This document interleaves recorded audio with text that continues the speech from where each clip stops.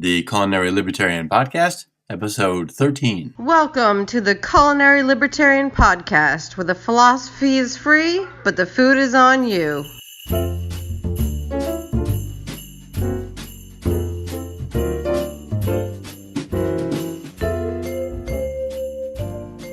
Hey folks, Dan here from the Culinary Libertarian Podcast. Happy to have you back. Happy to be here. Find and like my various social media spots on my podcast page, culinarylibertarian.com/podcast, and you can also like my YouTube page. It's kind of my own cooking show. Please do support the show on the Patreon tab, which you can also find on the podcast page. Find the Culinary Libertarian on Apple Podcasts and rate and leave a positive comment. That helps move the show up.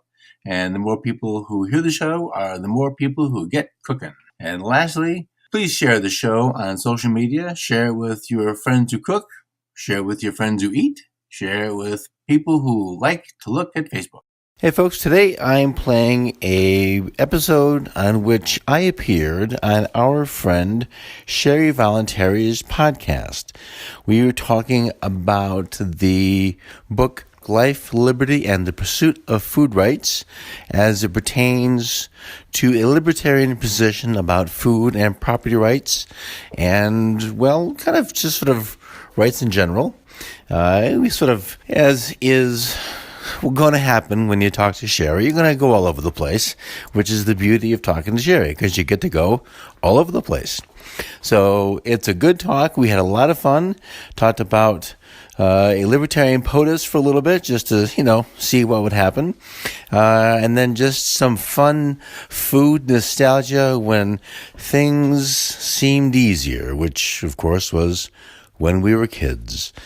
Anyway, enjoy the episode. From beautiful East Tennessee in the foothills of the Smoky Mountains, you are listening to the Sherry Voluntary Podcast with Sherry Voluntary. And I'm delighted that you are spending a little time with me today and giving me your valuable time to listen to me and my guests talk about things we find interesting.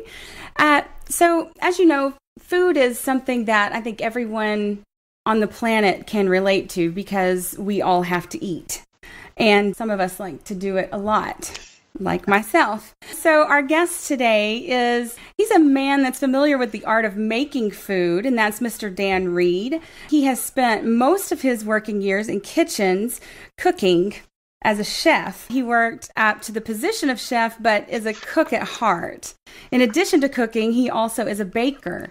Same heat, but very different skills, as anyone who's tried to make biscuits knows. And today he's working at his food and baking blog, attempting to crack the code of e-commerce and being dad to two girl human beings, that is, and two girl cats that were recently adopted, and that would be the cats, not the girls, correct?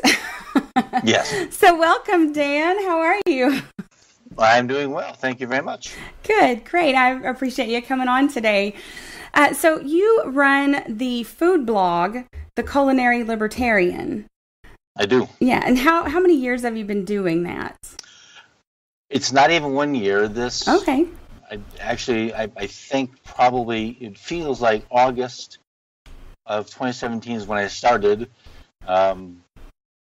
The whole reason it came to be is because I heard this guy, Tom Woods, keep saying, "Get my link and I'll give you a good deal." Right. And so I was thinking, well, you know what?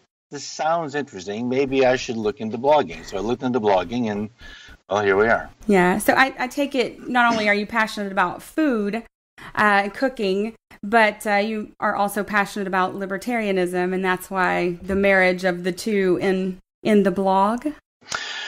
The marriage of the two in the blog, I have to tell you, it seemed like I had to have the libertarian part in there to sort of make it work with the whole Tom Woods deal. It turns out that wasn't true.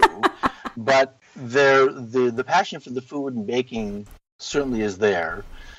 As I started listening to Tom's show, I came to Tom sort of late, within maybe the last year or so, listened to a wide variety of other right-wing kinds of people, and more and more found they were alienating me. Sure. And so they're all sort of almost punchline jokes these days. But then found Tom and some of the basics of libertarianism make sense. It's don't hurt people, don't take their stuff. Right. It can get a lot more complicated, which I realized when you're talking about not just taxation, we're talking about minimum wage things, talking about government intervention in any way, either hurting you or taking your stuff or doing both of those. And libertarianism is a really big bite, pun intended. So that I'm learning a lot about.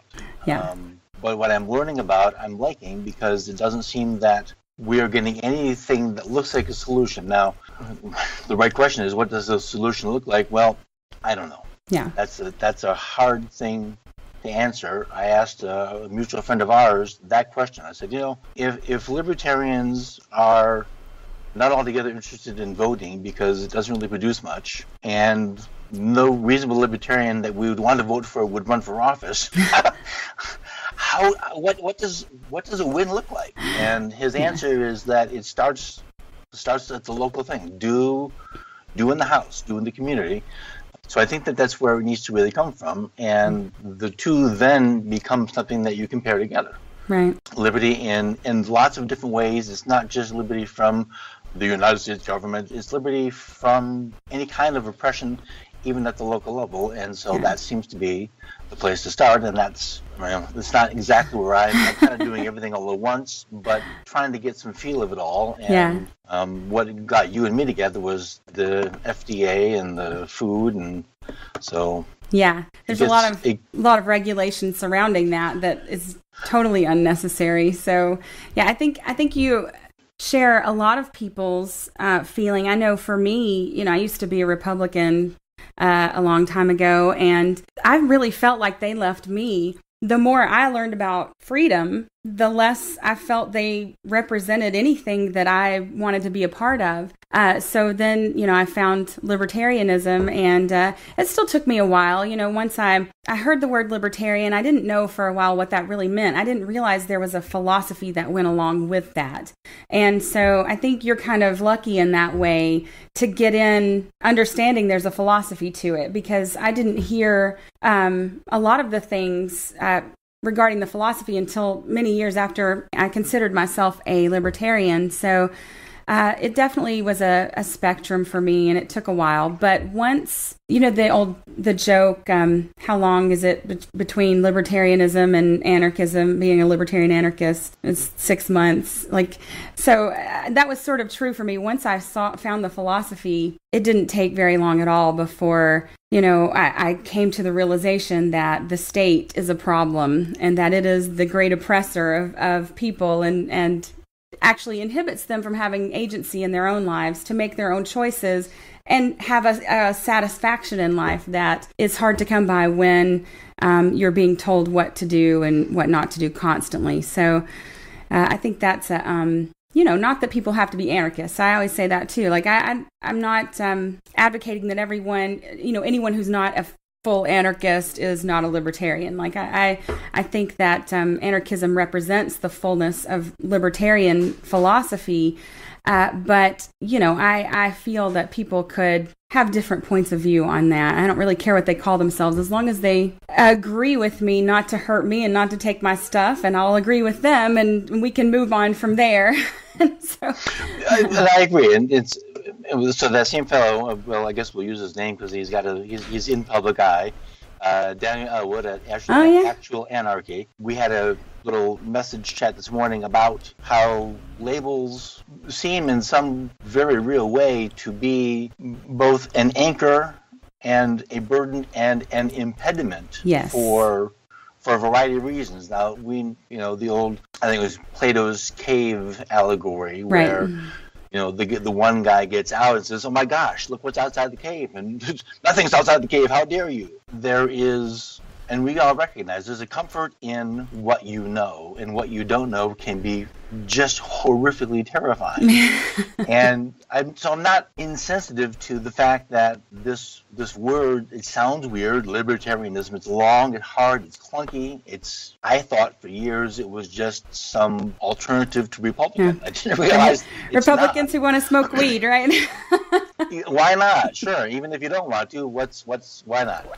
So labels are hard. I use the word to, well, truthfully segregate from the R and the D, but it does come with some sort of, you can see, even in, if not in their faces, in their Facebook responses or anything else, like, oh, those guys. Yeah.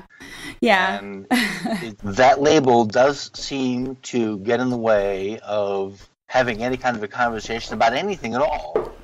Because, we remember this fellow getting near naked in Orlando a couple of years ago, and this is what libertarian is. Well, no, it really isn't. Everyone seems to be willing to affix a label to the last thing they saw on TV, no matter who it is. Right. And I think that's a good point, that labels are both helpful. I always see them as helpful. And so you need labels in order to communicate, right? We need to know what our starting points are.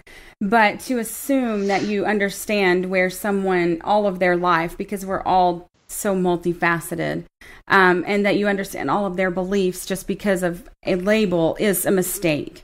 So that's where labels can be good to help start a conversation. But if you try and box people in with a label, then you're not doing yourself or them any service, because if you want to understand people and where they're coming from, then you have to listen to them, and we're all going to have our different opinions on those things. So it's like anything else, it's a tool. Labels are tools, and so you label the stuff in your cabinet so you're grabbing salt, not arsenic. Those are important distinctions. Not that I keep arsenic next to my salt I necessarily. was going to ask, but I'm glad you volunteered, Ms. Voluntary, that you don't actually have arsenic in your kitchen. Yeah. No, not today anyways. Who knows? All right, then. I have a 15-year-old who loves science projects of all sorts, so we'll see.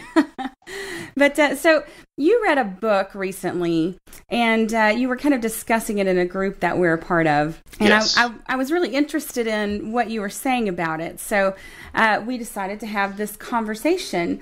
And the name of the book is Life, Liberty, and the Pursuit of Food Rights by a man named Gumpert. I remember his last name. I can't think of his first name, but I think his first name is David. David, yes, David Gumpert. And so this book is really interesting. I haven't finished reading it. I've only started it, but I found it, especially the introduction, seemed very libertarian in a lot of ways, because they talk about, your rights. Although I did want to say that, he's coming to it from a point of calling it a right. And it's really not a right to have people produce for you, because, we know the difference between positive and negative rights, and that there are no real positive rights. That you have rights to not be inhibited, but you don't have right to, oblige other people to do things for you or provide services for you. So it's an interesting way to frame the conversation. I think he did that, called it a right, because maybe he does believe it's a right, but it seems more like he recognizes that, but that you have to sort of engender people's emotions in order to get them to listen to what you're trying to say. And of course, we have a right to make choices. So if you could say a right to food choices, maybe that covers it. I'm not real sure. I was talking with an attorney asking the question, do you have a right to food? And the obvious answer, his answer was no. Right. The caveat would be, in his opinion, you have a right to the food that you produce. And if you're the farmer and I want to buy from you the things you produce, then there isn't a right to commerce, there isn't a right to trade, but that's a liberty we have. It's a freedom that you can exchange with me. I will exchange my paper money for you, and you will give me the cow, the corn, the milk, the cheese, the butter, whatever it is, and we'll both say that I value your product more than my money, and we're on the way. Right. So do you have the right to pursue food? Well, that's not really, you calling it a right is going to get people invested in the conversation, but calling it a right doesn't make it one any more than calling this a necktie doesn't make it a necktie. It's still a sticky pad. So I think that's one of the problems we get into in having discussions about rights, having discussions about things that are important to us. Food and water and healthcare are important to us, but because we call them a right, it doesn't magically turn them into one, but it certainly gets people talking. we wouldn't be as excited if we talked about anglets, which are the little piece of plastic on the end of the shoelace. Right. Who cares? If we're right to an anglet, fine. Go have some more. I don't care. But talk about food or water or healthcare or something else, or guns.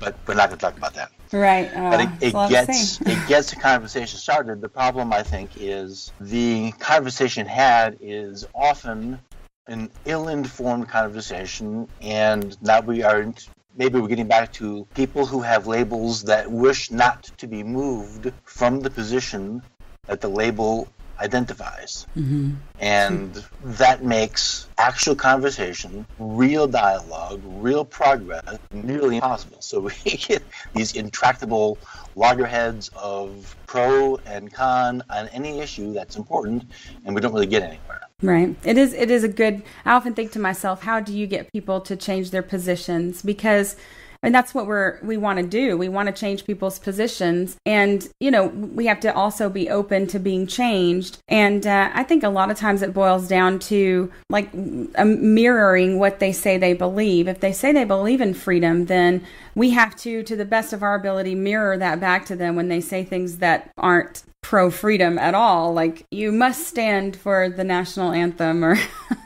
things like that have nothing to do with whether a person is a good American or not. So I think that it's an interesting question that we all have to ask at times, but I'm not sure that, what exactly the solution is. All I know is that we have to keep talking to people and that will grow because we all are on a spectrum, right? We all start somewhere and hopefully we never arrive, because then you stop learning and you might be dead. So I don't want to do that or be a zombie.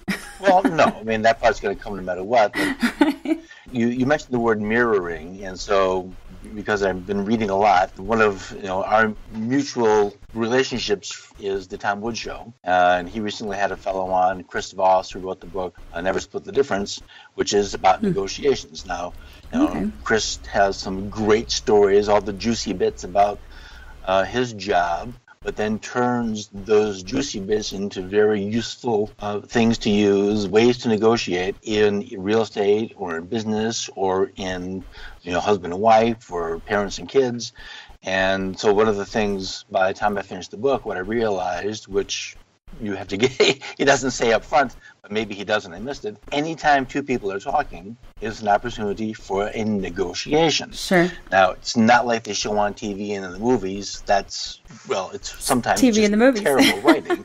But so one of the first lessons in his book is mirroring. It's learning how to listen, learning to hear what is the other person saying. And because you may not agree with the words doesn't mean that it's immediately an adversarial relationship. Right. And if that's how you approach it, well, I can tell you what's going to happen. Yeah, you turn it into that. Learning to listen, learning to hear, it requires, at least on some level, being able to get your counterpart to also listen and hear. Progress can happen, but it isn't going to be quick. Yeah. But I think that on any conversation we want to have, we can get there. The Gumpert's book, it covers, to me, three main things. It covers vendors who are selling raw milk and raw milk products to people who want them. The farmers who are making the raw milk and raw milk, well, they're not, the cow's making it, but either turning the raw milk into cheeses or other usable food products.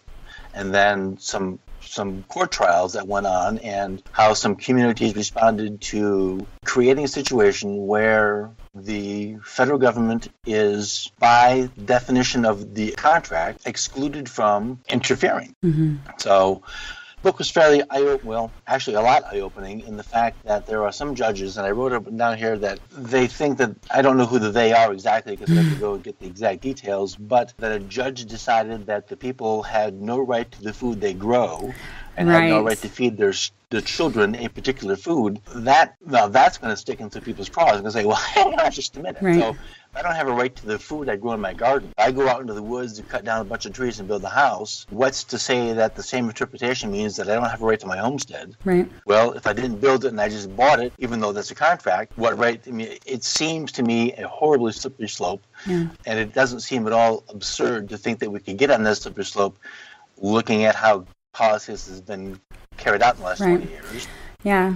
It kind of, as shocking as it sounds at face value, when you think about it a little bit, it really all flows from the idea that you don't own yourself, that they don't understand that people own themselves completely. That's what our whole system is based on, the state anyways. And, they can tell you to put a seatbelt on in the car. You have no agency in whether or not you do, because you can, but you're going to get a fine. You're going to get harassed and pulled over on the street because you chose to do something that is risky, that the state doesn't like. If I can't say no, then I have no rights, because the right to say no to dissent is what makes something voluntary. And so I think that's a really important thing to remember, that since we own ourselves completely, of course we would own the product of our labor. I don't think there's anything, if they can tell you that you don't have a right to the food that you grow yourself, then why do you have a right to pick the soap you use in the shower? Or why do you have a right to pick, the toothpaste that you use? Because if they know what's best for all of us, then maybe they should just pick everything and give us, our what we can get, and we'll go to the stand in the line and get it. I mean, that sounds like a completely, where that goes. I mean, that it leads to nowhere good. So I think that's a really good point to remember, that it all stems from that one idea of who really owns us. And I think, to them being the political elite, that we are, the tax farm, and we're domesticated people for them. So to use at will, and that's the kind of attitude that we want to fight. So yeah, I think that was a good point that you brought up in the book. It sort of reminds me of, the Interstate Commerce Clause, I think is what it was called. I've got some information about it here, where 1942 is when, I think it came into effect before that, but that's when they really started using the Interstate Commerce Clause to get into a lot of different areas of people's lives. And there was an Ohio farmer called Roscoe Filburn, and he was growing wheat for his own consumption.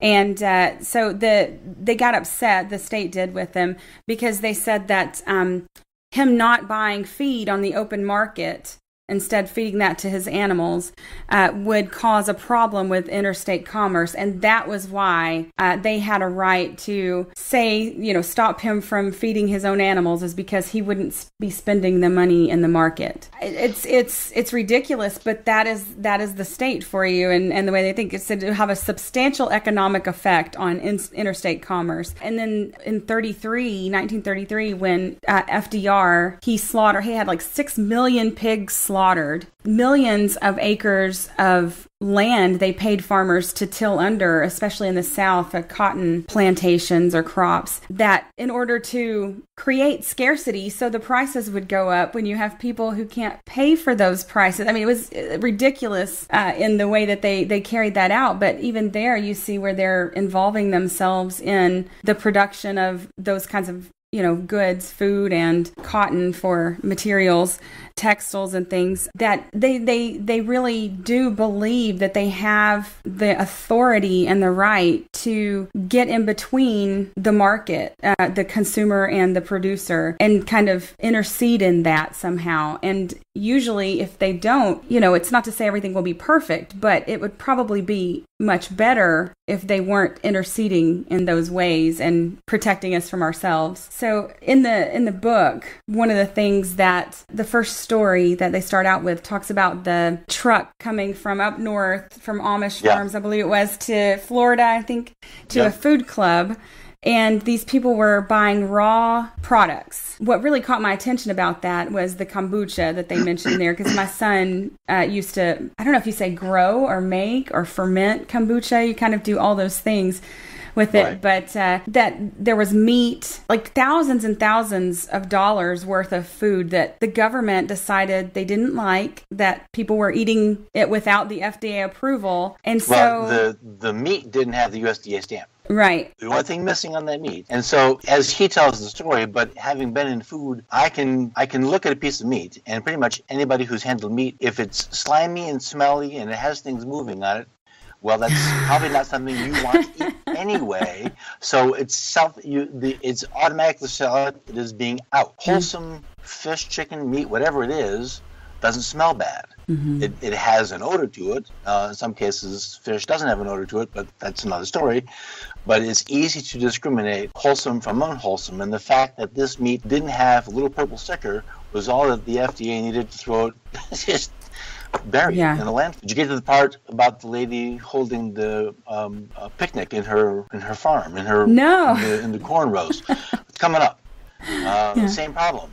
She raised this meat. So the people who raised the farmers, who knows better the health of an animal than a farmer? Right. I don't know, but maybe a vet. But the person tending the animal knows best the health of the animal. So they raised and slaughtered and cooked and fed this meat, these people, and they were made to throw the food away. Right. I might butcher this, but it reminds me of a quote, because I love Star Trek. So was that a joke, butcher? No. There's a quote by Jean-Luc Picard from the show where he says it's either it's for the common good or it's for the good of the people, something to that effect, is the age-old cry of the oppressor. And it's so very true that you can say that, well, I'm doing this because I love you, like so many abusers say. It still doesn't make it not abuse. And so there's not been a crime committed. It's like you remember that movie Vanilla Sky, I think it was, or the one where they had the future God, you crime? watched Vanilla Sky? Was that the one where they had the piece of crap? Right. Or maybe it was Minority Report. The one where they have the that was it. It was Minority Report. Sorry, fundamentally different movies. Yes, it's been a long time since I've seen either one. Holy moly! I know Philip K. Dick wrote Minority Report, or wrote the short story that became Minority Report, which I love his work too. So in that, they have the thought crime where they can predict somehow that people are going to commit a crime. And it's sort of like that, you might get hurt. Your kids aren't wearing their helmet outside. Well, the state, we have to take them from you because they might get hurt. And so you can oppress people for their own good. You can use that as an excuse for anything. Well, but Sherry, it's the government. They automatically know better. Don't you know that? Right, exactly. I used to sort of believe that, I guess, or I believed they didn't believe that. Now I really see that they do, unfortunately. So with this book, I really liked the style of, he was just sort of taking stories and sort of expounding what happened to let people know. It seemed like that was really what his purpose was to inform people that these things are going on, and that, do you really want to be told what you can eat and what you can't, what you can ingest? And it flows right along with, say, the drug war and really anything else, is that who are you to tell me what I can put in my body if, I own this property. It is me. I own myself. I'm not harming you. I'm not damaging you or your property or inhibiting you or your rights. So you have no right to tell me, what to do. I mean, it comes down to, even, we think they're ridiculous in, New York State, where you can't get certain size cola or trans fats, but those same people who think that's ridiculous. Two of the small ones. Exactly. The same people, though, that think that's ridiculous are also, well, I'm not for marijuana in my community, and of course, great, don't smoke it if that's, or ingest it in some way if that's what you want. But how do peaceful people become criminals because a third party says they are? That really, I think that's fundamental to all of this kind of discussion is, are you really want to arrest people? I mean, the driver of that truck, they threw him in jail for a little while. And they, did they really want to throw people in jail for just exercising their lives? It's not like they're doing anything to harm anyone. So I thought it was a good illumination of the kind of things that are going on, many things I didn't know about. Like, I think he says in there that the war against raw milk, he called it, has been raging for like 100 years. I never would have guessed that. There was, a pretty old age, we'll say, battle, and he actually has another book about raw milk. There was a point in time, less than 100 years ago, when that was just you just got it. Yeah. And at some point, he starts to break down sort of in a time frame how things changed, and started So in 1906 was the Pure Food and Drug Act, which turned into the Food, Drug, and Cosmetics Act in 1938. That's where the whole idea of food of your own choice is not something you actually have anymore. So you were trying to make a joke about making a choice about the soap on the shelf, when according to the FDA, most of the stuff that's in the store has been determined for you. Right. So you're not really making a choice. You're making a choice from the 3x5 card of allowable opinion to steal somebody else's tagline. You don't really have that. You don't have complete full autonomy. And if you remember the Jack in the Box problem back in the early 80s, it happened out. I was in Michigan at the time. I remember as a kid, Jack in the Box in the Metro Detroit area, that was the place to go get a hamburger. And then, boom, they just disappeared. And they took forever to come back. And somebody, I don't remember all the details, but some people got very sick, and I think some people died in Seattle at a Jack in the Box. This very young, ambitious lawyer took the case and made food safety a huge thing, and built an enormous practice from that, pursuing food safety stuff. And as is often the case, the overcorrection is worse than the problem. And we're kind of, I don't know where we are in the pendulum, but we are getting more and more people who are, whether or not they're libertarians, I don't know, but they're seeking either for their own choice or for legitimate health benefits, raw milk, either cow or sheep or goat, raw cheeses. And we were at a cheese fest a couple weekends ago, and they were selling goat cheese. We bought some. It's really good. Yeah. The principal complaints, as Gumpert relays them in the book, are, of course, well, someone could get sick. Well, yes. Somebody could get hit by a car. Somebody could have an anvil dropped. We could be, Bugs Bunny and, anvils on the head and the Three Stooges. And to try to protect against every possibility, well, then we can never leave the house. Right. Because anything can happen. At some points in Australia, a Skylab fell to the earth. Oh my God, space chunks falling. We can't leave. So the FDA, in their drug and medical applications, and Higgs brings this up in his book Against Leviathan, is they're doing the same thing with food. Is as the central planner, there's really only one way to do this, and that is the most oppressive way possible. As opposed, so no central planner, of course, can know all of the circumstances, all of the situations, and all of the people's willingness to assume risk, which was your point earlier. If I'm willing to assume risk by driving my car without a seatbelt, then that's my problem. Having the seatbelt and not having the seatbelt probably doesn't impact my skill as a driver. If I'm wearing a seatbelt and I hit somebody and kill him, well, the seatbelt's immaterial. That's a whole other problem. Let's take a moment for a word from one of my affiliates. Folks, with a few days left before Christmas dinner, check my affiliate, D'Artagnan, for some excellent selections of Wagyu beef, ducks, geese, as well as foie gras and truffles. Click to culinarylibertarian.com/D'Artagnan holiday. That's culinarylibertarian.com/DARTAGNAN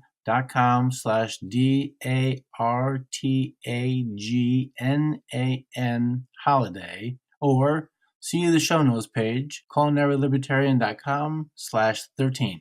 If I'm willing to assume risk as a terminal patient and I want the drug this company's making, even if the FDA, who mandates the tests that have to happen, the kinds of tests that have to happen, the verbiage you hear in the commercial, this may cause double blindness and your arms will fall off and you may grow hair where you don't want it.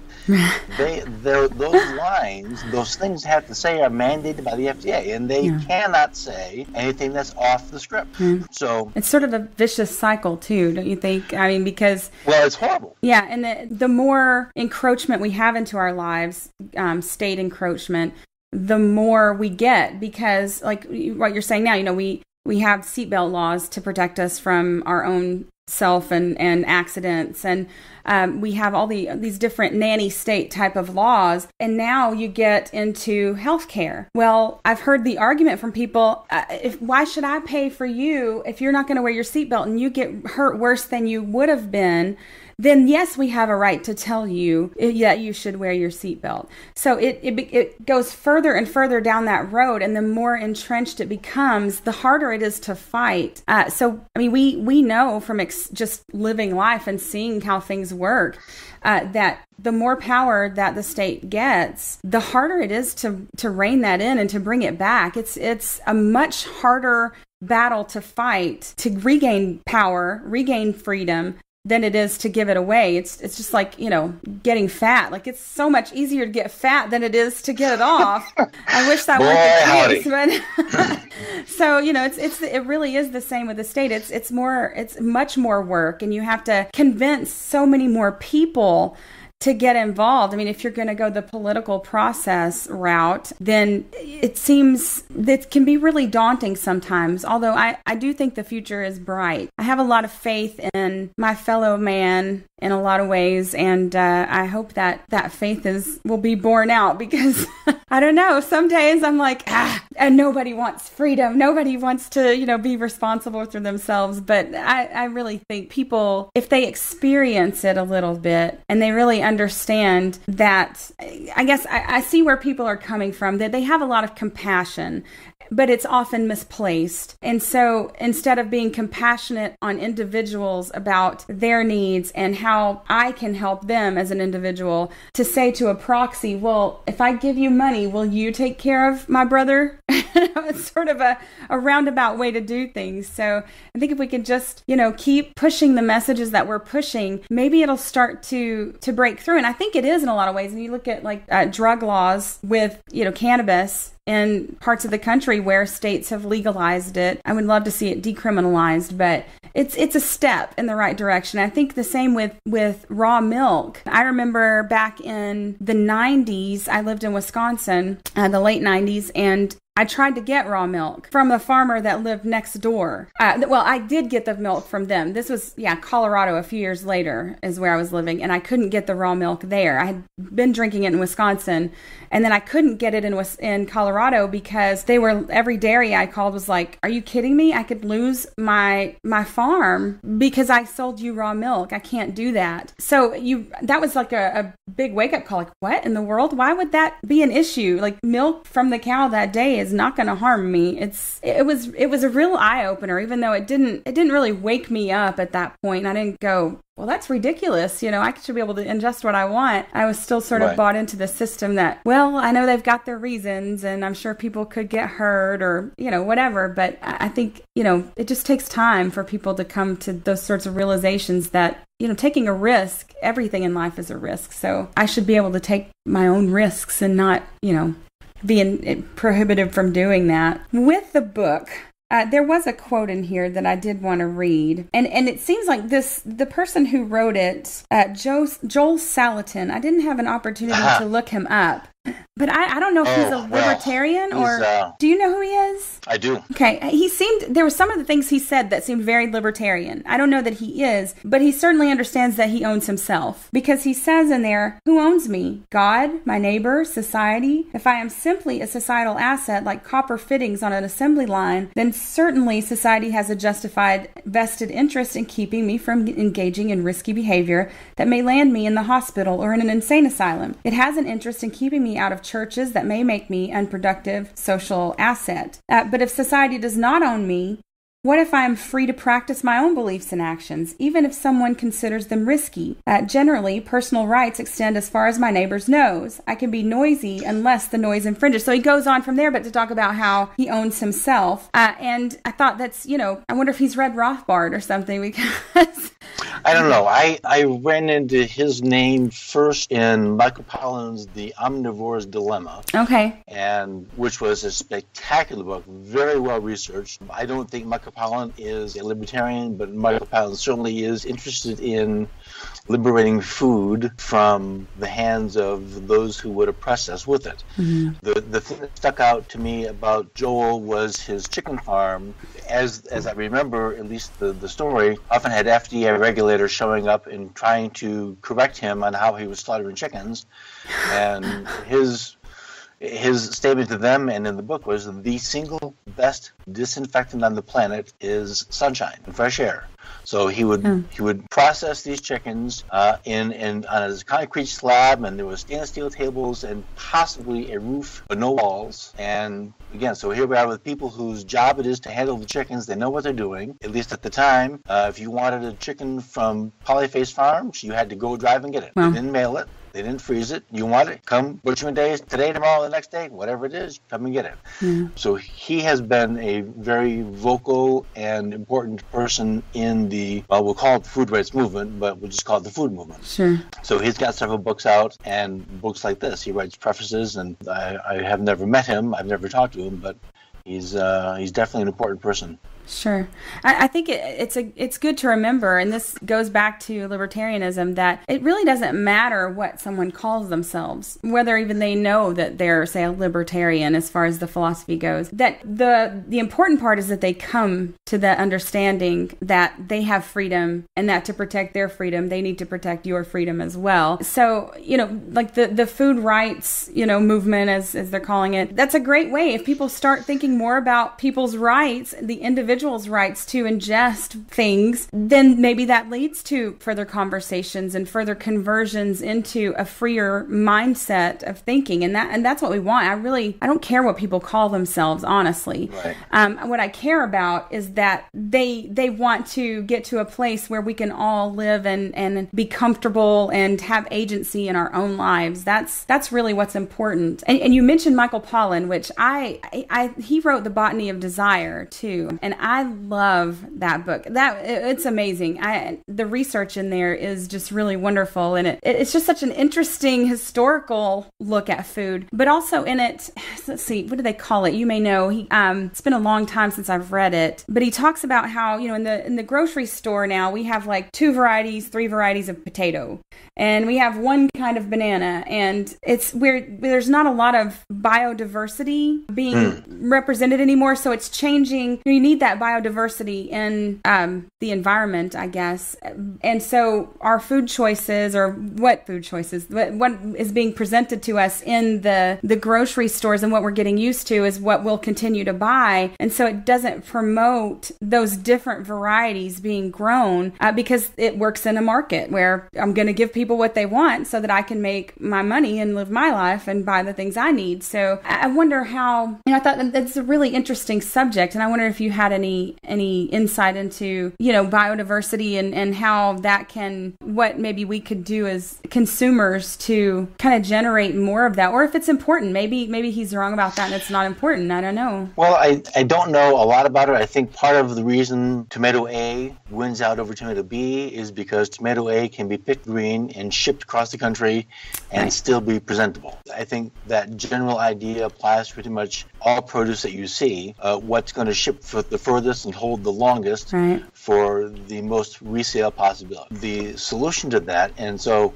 well, let me back up a minute. Where I lived in northern Michigan, there were probably hundreds of kinds of apples.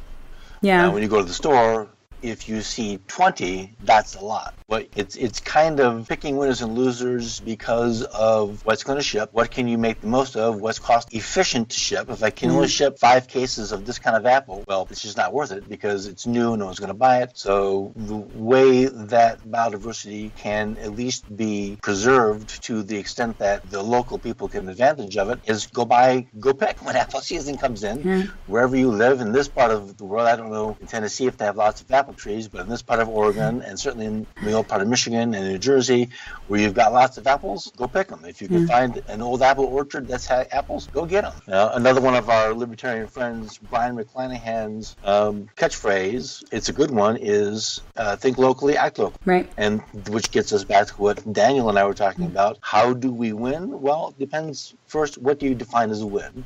I don't think necessarily having a libertarian POTUS is a win because Yeah. That's one person against 538 or some crazy number. And fine, great, woohoo, we get a Libertarian president, big deal. What does that do for you at your table? What does that do for me at my table? Not really much of anything. Yeah. What can I do by my shopping choices? A whole lot more. Yeah. So the local eggs, local beef, local chicken, local apples, local pears, cherries, whatever you've got. Yeah, we buy Chilean fruit because, well, it's there. It's what we have. Yeah, that's a good point.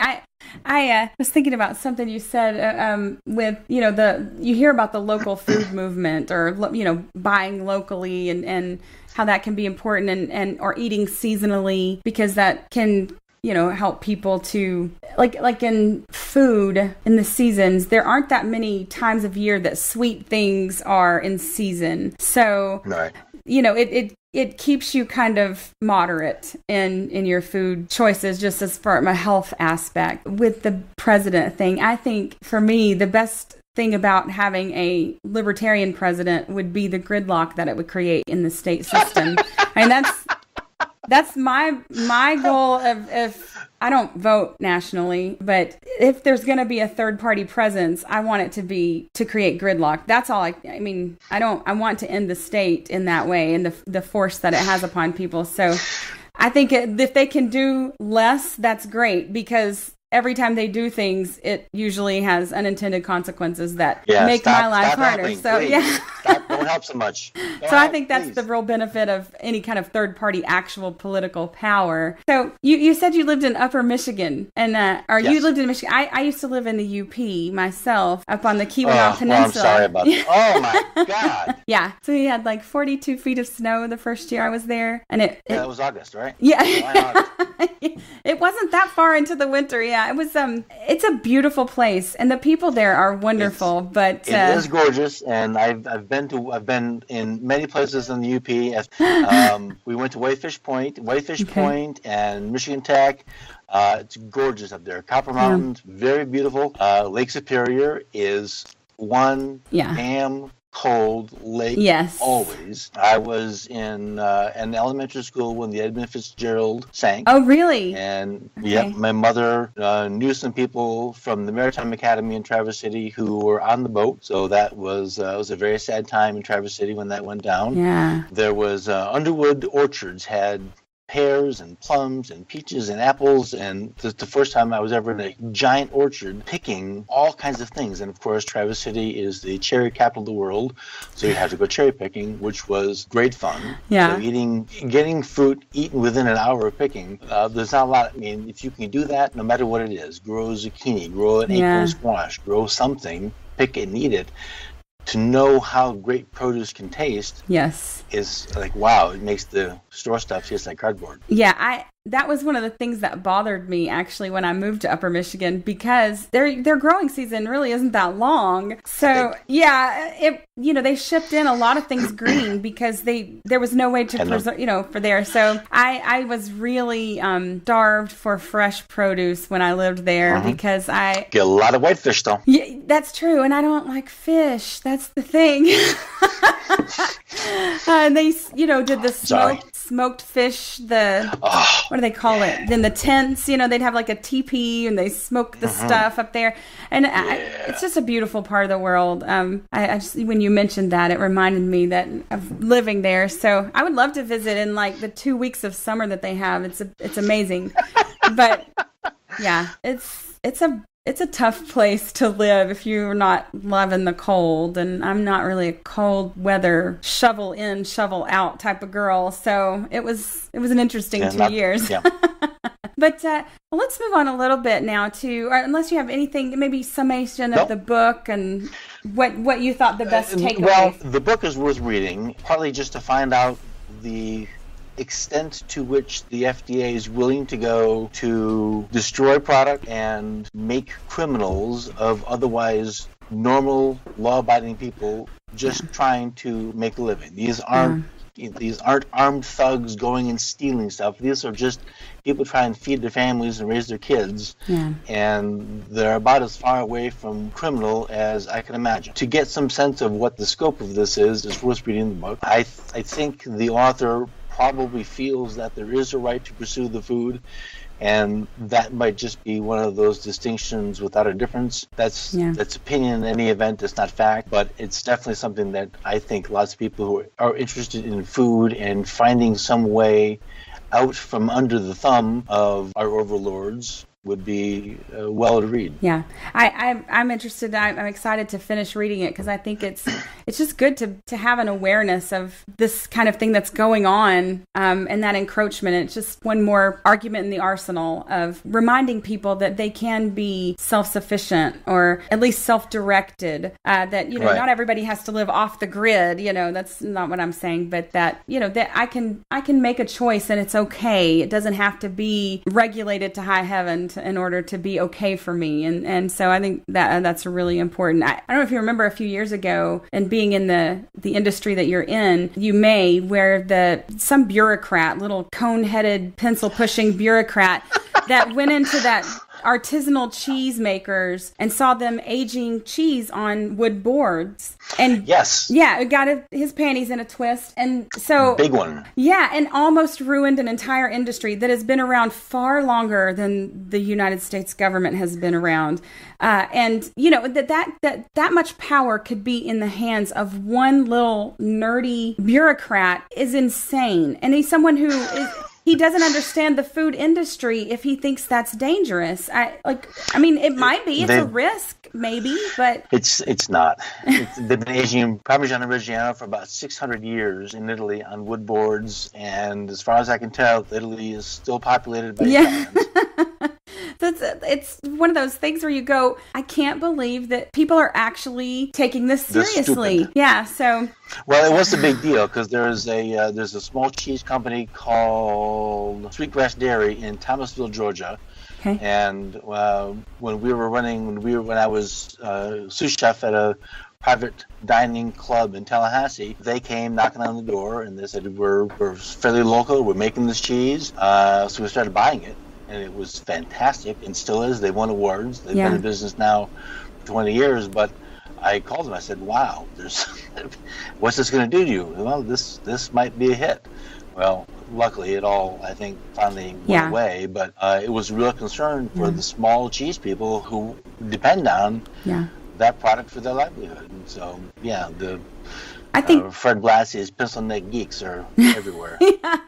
I think that's one of the ways that that social media is really, really valuable because in the internet in general, information can travel at the speed of light. Like it's amazing. And so it's much harder to have these things go on behind the scenes than it used to be. So now you get one person sharing the story or writing a little article on it, and then boom, everybody knows about it. And people in the country are going, this is ridiculous. You can't let them ruin an industry over this. And it really did stop that. And I think a lot of that is due to social media and people sharing those articles. Right. I learn a lot of stuff on there. I mean, we have to be careful. I'm not above posting some fake news. I've done it before, or being misinformed, but it's one of those things where I think it's more beneficial than not. And even some of the fighting on Facebook, I think is beneficial, because there's that old, it's a Bible verse, but it's iron sharpeneth iron. And I think that we need to be able to talk to people and have those, if we can have a disagreement and not an argument, and learn from each other and consider other points of view. I think that really advances our ideals. So I think it's more beneficial than not. I know people may disagree, but well, that's okay. I love it. That's the beauty of it. They don't have to agree. Right. Yes, exactly. I do what I want. So now I wanted to talk a little bit about your website, the Culinary Libertarian, which I really think is a really great website. I like how you've got it set up. Thank you. Yeah. And I think so too, but Yeah. People have discriminating taste. Right. For me, it's about ease of use for one. That's the first thing, because anyone who has listened to anything I've had to say for very long knows that I'm not the most technologically savvy person in the world, as you found out when we tried to start this interview. That's all right. But so ease of use is a big deal for me. And two, I don't want to waste a lot of time trying to find information. If you've categorized it, it should be easy to find. That's the whole point. So, but I thought it was interesting where you have kitchen as your first little pull down menu. And well, trying to be clever and try not to take everything too seriously. I mean, there's kitchen culture can be an aggressive and abusive place, but for a website, try to make it sort of thematic. Yeah, like Gordon Ramsay, would you consider him? Well, so I've never met him. He had there was some UK shows where, because Fox has a business model, and the business model is over the top. So Gordon seems to be able to find access to over the top pretty easily. Yeah. I worked for some chefs. I worked for the first certified master chef, who was a Czechoslovakian, who, well, he could have value. He was an amazingly talented person, but chefs, it's certainly European chefs, but back in the day, were not known for their kindness and their compassion. Right. So Gordon can channel that pretty easily, but he's also turns out to be an astonishingly compassionate, kind fellow. On the UK show, you see that. Now, you can still call you a donkey if you're screwing up. Right. There's that. Lots of chefs, lots of cooks will do that. So, yeah, I mean, it is a carryover still from the old French model, which, good or bad, probably mostly bad, but they were some good cooks, so we sort of take the bad with the good. The French's contribution to cooking was mastering the sauce. Sure. The Italians taught the French how to cook. The French, Escoffier, took sauce making to an entirely new level and put them on the culinary map. I love Northern Italian food for that reason, because it seems more French, but I guess the French got a lot of that from them, and then if you combine that with the sauces, it's really nice. But anyways, so on your site too, you have like these little historical bits about spices and things of that nature, which I found really fascinating. So like when you'll talk about nutmeg, or whatever, and it's just really interesting. And the history of food really is the history of people, because wherever we've gone as humans, we had to have food available, things we could eat, or figure out things that we could eat. So it really can tell you a lot about a culture, about a people, as to the kinds of foods that they eat and why, maybe. Like, of course, I'm not living on a diet of like whale blubber or something like maybe the Inuit have. And then how that changes people over time, how the food they ingest changes them genetically and things like that. It's really fascinating. So I enjoy like reading through your website, because I really like history, and my memory's not so good, so I don't got all the details right sometimes. But I really love reading through those things and kind of thinking about how how much mankind has just sort of progressed over the millennia, and we have it pretty good right now, because we have spices from all over the world that we can get and make our every meal enjoyable, whereas I don't think that was the case for a lot of people in the past. They sort of had to make do with what was close until... Right. Well, that's... So, yeah. So if you've never cooked with a kumquat, you don't know that they exist, so you don't really know what you're missing. Right. So 4, 5, 6, 700 years ago, when a lot of the things that we use, and that's not pepper, cardamom, vanilla, nutmeg, the whole southern tip of India and Indonesia, there's a lot of spices there. Right. And so figuring out that this plant made something that was tasty, and how to go about turning this red berry, so red's bad, red's a sign of poison, don't eat anything red, but if you let it dry, crack the skin off, there's this little weird dried up thing inside. If you grind it, hey, that's pepper, let's make pepper. And so between discovering that you can make this thing edible, that it is edible, that you can do something with it, and then, hey, you know what? Maybe those people over there want some. Let's go trade. Yeah. And so really as simple as that, trade begins, but so someone in that community walks or camels or whatever they do, some other community, I want some of that too. So it takes some time, but then a commodity is established. Yeah. Well, once that commodity is established, then we go back and we see that the Portuguese, who were very good at trading, did a good job of that. And the Dutch East India Company said, well, hey, we want some of that too. So, yeah, we aren't altogether that different from 500 years ago when the spice trade was extraordinarily bloody. Yeah.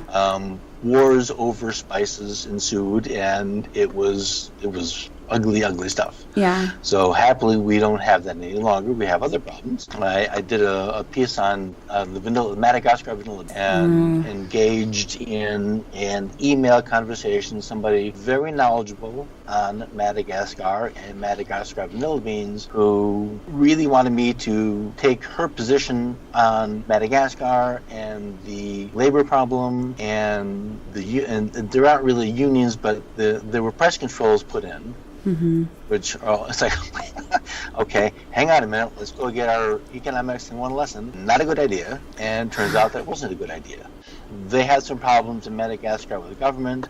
They had some problems in Madagascar from hurricanes. So the price of vanilla beans has been going all over the place. Yeah, it was like $21 for 8 ounces recently here, I think is what it was. It was really high. For extract, yes. But for the beans, it's been insane. It's been really, really high. Madagascar vanilla beans require human interaction to pollinate the flower, and then humans have to pick the beans. So it's a very high labor thing. Mexican vanilla beans, bees will do it, but there's humans still have to pick it. So Mexican vanilla beans can be a little bit cheaper than Madagascar. Mexico hasn't been decimated by 2 hurricanes, but Madagascar has. So yeah, lots of troubles, and so this is life in even 2018. We still have trouble. Great. Yeah. I feel like there's so much more we could talk about in that, like how people even figure out that something poisonous, if you cook it this way, it's not anymore. But we're coming to the end of our time, unfortunately. No, that stuff is that part of just the experimentation and what level of hunger or curiosity got somebody to dig into a cashew nut and to say the thing in the middle is edible when cashews are in the family of poison ivy, right. And 25% of people are not allergic to poison ivy. So 1 out of 4 was only able to hold that thing, cut it open and say, "Hey, look, yum!" That's amazing. The same thing. Mango's in the poison ivy family, so people who are allergic to poison ivy probably can't eat the mango skin, but the fruit inside is fine. It's fascinating stuff. It is, but it's. Well, I don't go that far on the website. I just the spices part, a little bit of history, a little bit of application, sometimes a little bit into homeopathy, but I am not licensed. I'm in no way a homeopath. If you want to do it, find somebody who knows about it. It's not me, but it is out there. Yeah. Essential oils are useful either for good smells and a burner. Then a couple of recipes. What do you do with nutmeg? Well, here's what you can do with nutmeg. Sure. You do with vanilla. Make ice cream. It's all really, really interesting. Before we go, can you tell people? So we have the Culinary Libertarian, where people can find you online, and you also have a Facebook page. It's called Eating Liberty, or tell me. The Eating Liberty is the Facebook group. Yeah. The Culinary Libertarian does have its own Facebook page, and the Eating Liberty group is. I guess attached somehow, maybe not, I don't know. I don't speak Facebook very well, but it is part of the Culinary Libertarian separate group. So when I publish an article, I post it in several groups, and Eating Liberty is one of those groups where the new blog post information is made available. So you can go read about the new recipe, read about the new spice thing. In some case, so the libertarian part of Culinary Libertarian is becoming more and more focused on food policy and those kinds of things. One of the things I found interesting was blockchain technology used to verify and authenticate country of origin and species of fish. That's amazing. That's really amazing. There's a real problem with fake fish and fake food in general, selling crappy fish for expensive fish, and even people who probably should know the difference don't know the difference. So now that someone, not the government, has figured out, private enterprise rules again, has figured out a way to use this blockchain technology to tag every single fish and say, this is a red snapper, this is a black grouper, and along the way you can check and see where it's been and what it is. That's amazing. And maybe we could have a conversation about that some other time, because I think that's a really important thing for people to know too, that it's, you're not necessarily getting what you think you're getting all the time. Oh boy, well, there's another book for that. Yeah. But so is there somewhere else that you also would like people to be able to find you, or anything that you have going on? Well, I feel like I've got 1,000 projects going on. I just started an Etsy store that's kind of fun called Cranky Without Coffee. That sounds like me. Sounds like every coffee drinker I know. Yeah. Okay, great. So but Cranky Without Coffee? Libertarian is it. Cranky Without Coffee, but there's my affiliates and other things are on the blog, and go pay a visit and get some spices. Sure, yeah. Well, I certainly appreciate everything you're doing, just to learn, for one, and to get out there and start something. I think that's really important to just, if people, the best way to learn is to do, in my opinion. So, that's a great way to do, and you make a lot of connections. And I just appreciate people who put themselves out there, because when you put yourself out there, you open yourself to ridicule and other things. And so I appreciate that. So, and you need a thick skin. Yes. And I certainly do appreciate you coming on my show today. And happy to do it. Yeah. So we can have another conversation again sometime in the future, hopefully. So absolutely. Thank you so much, Dan. Take care. You're very welcome. Okay. Folks, that's going to do it for today. Check the show notes page, culinarylibertarian.com/13 for links to all the affiliates, books, and podcasts mentioned. It's a bit of a long show notes page today. You can also find a link to my page for the foodie or reader, or you, Santa does not mind the help, who needs something new for 2019. Head over to culinarylibertarian.com/gift and get that last minute thing.